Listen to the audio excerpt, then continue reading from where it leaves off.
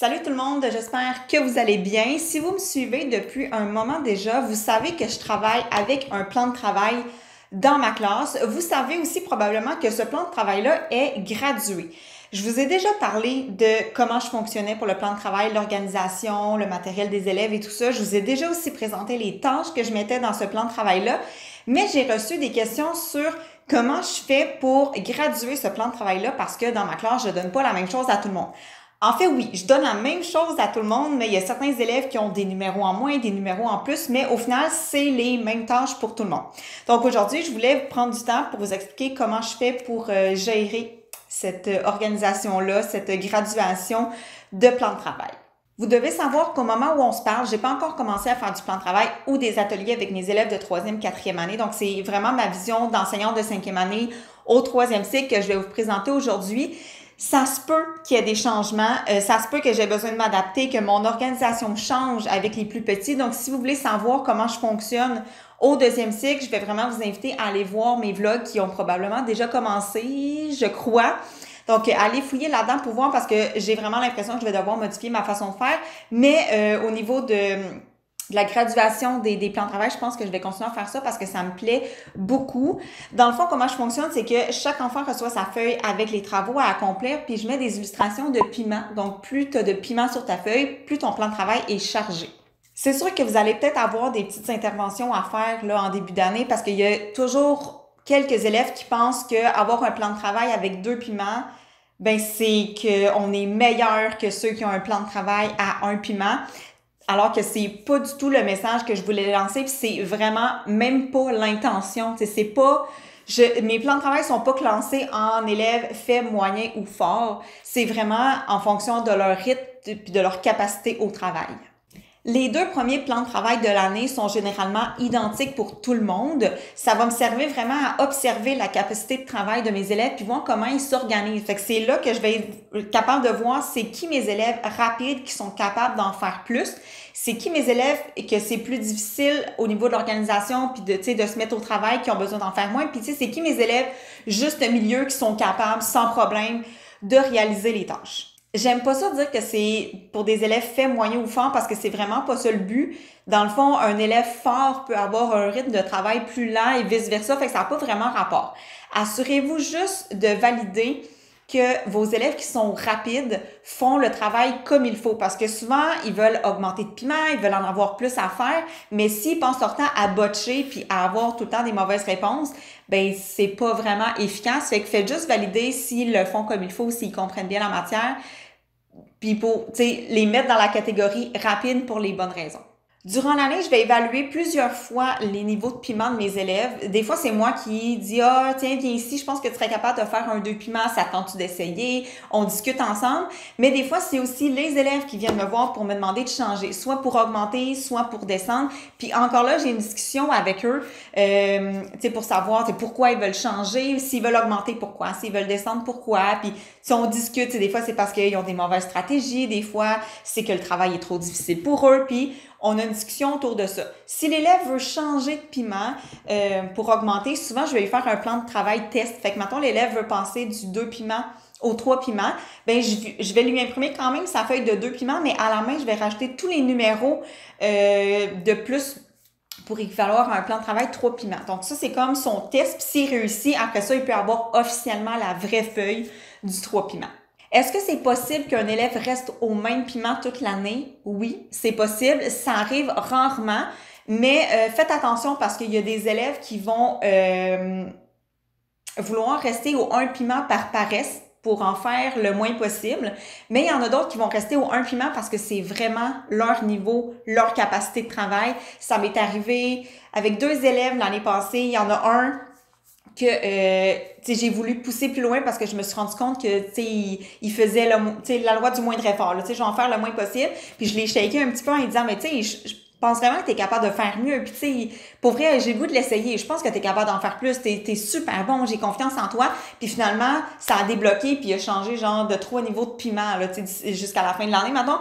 Puis il y a un élève avec qui ça n'a pas vraiment fonctionné cette technique-là. J'y ai dit la même chose, mais il a voulu rester au 1 piment. C'est correct. Quand mes élèves finissent le plan de travail, ils ont autant d'autres tâches qu'ils peuvent accomplir, là, des jeux logiques, des jeux de genre prof à la deux, apprendre à apprendre, c'est juste ça. Ils ont de l'occupation à faire.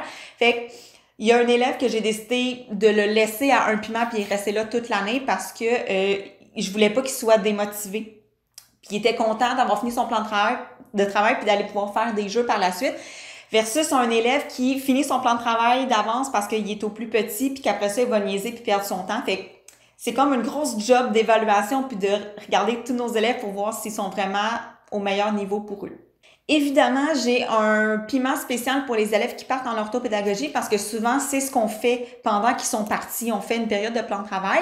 Puis, souvent, ils sont comme déçus de manquer cette période-là parce que c'est quand même le fun, c'est du travail autonome et tout ça.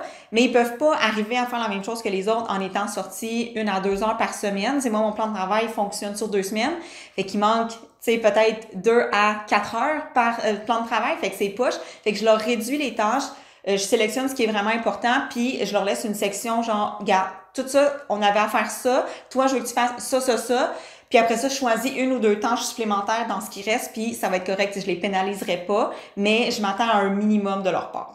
Ça arrive qu'un élève chevauche 2 niveaux de plan de travail parce que, mettons, l'élève est au piment 2, mais je me rends compte que le texte à lire pour les élèves qui sont piment 2 est trop difficile pour cet élève-là. Fait qu'est-ce que je vais faire dans ce temps-là, c'est que sur la feuille des élèves, je vais écrire, mettons, les 2 titres de texte à lire.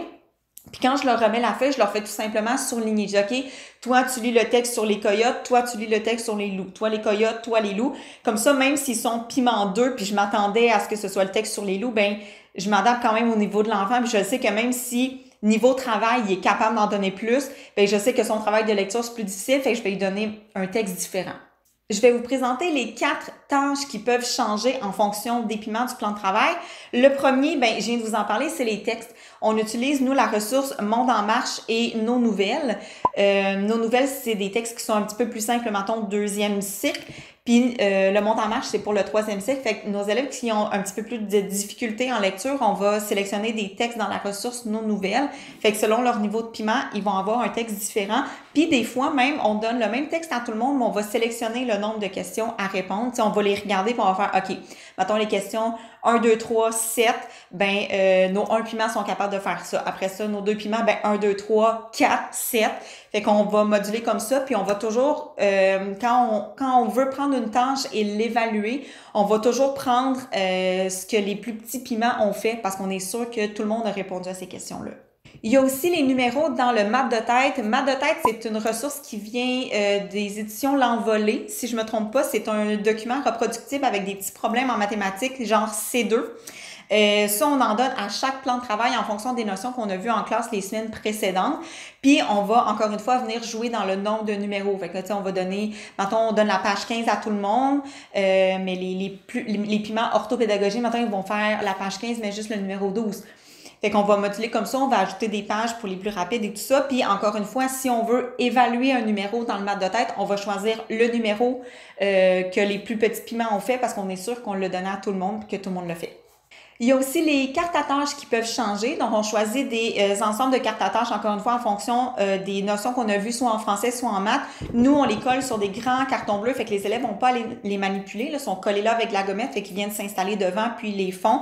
Puis, pour graduer, dans le fond, c'est qu'on donne plus ou moins de numéros.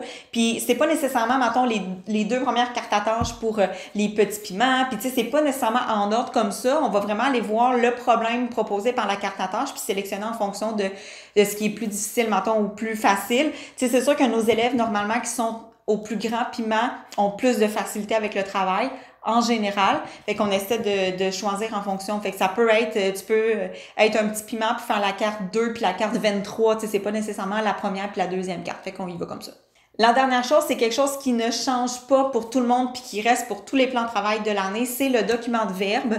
C'est ma collègue qui l'a construit là, avec tous les verbes et les temps à voir en 5e année. Les élèves vont seulement aller recopier dans leur document là, avec, tu sais, ils ont leur cartable de référence à côté puis ils les recopient. Ça, c'est non négociable. Tout le monde doit les faire, qu'on soit un petit ou un grand piment, parce que c'est un des seuls travails que les élèves peuvent faire à la maison. Donc, on se dit que c'est quand même juste parce que si t'es un élève qui arrive pas à faire son plan de travail pour X raisons, ça, c'est une tâche que tu peux emmener à la maison puis prendre ton temps de classe pour t'avancer pour d'autres tâches.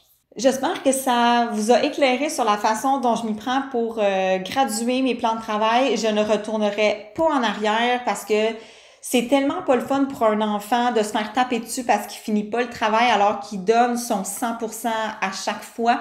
Je préfère graduer comme ça, puis honnêtement, c'est pas vraiment grave là qu'il fasse 4 numéros au lieu d'en faire 10.